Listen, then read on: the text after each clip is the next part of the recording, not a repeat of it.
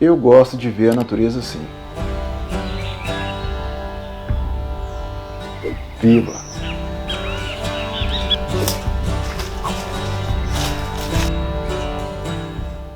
Mas eu sei que uma situação extrema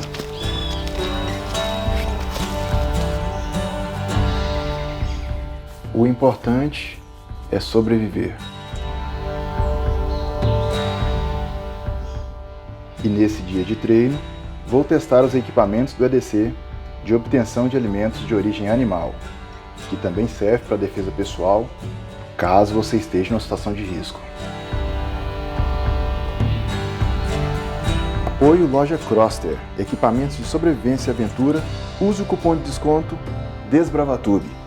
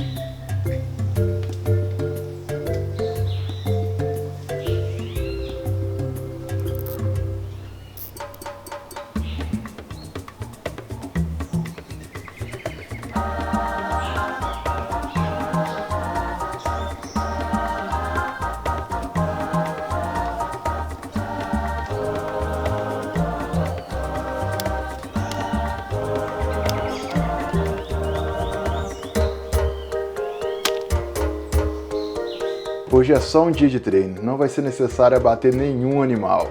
Vamos testar aqui o meu estilingue e também as munições e ver o poder de perfuração.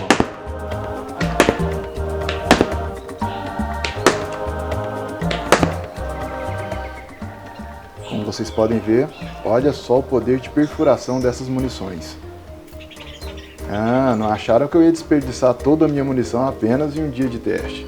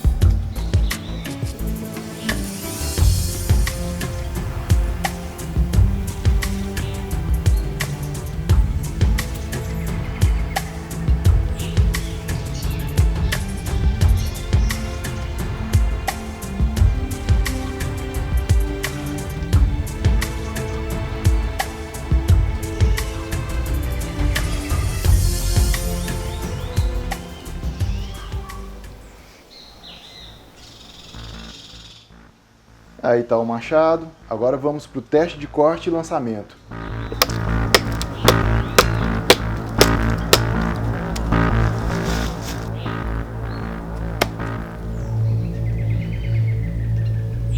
Essa árvore está seca e dura igual uma pedra. Fincar uma lâmina nela não é nada fácil, mesmo com um machado tão afiado.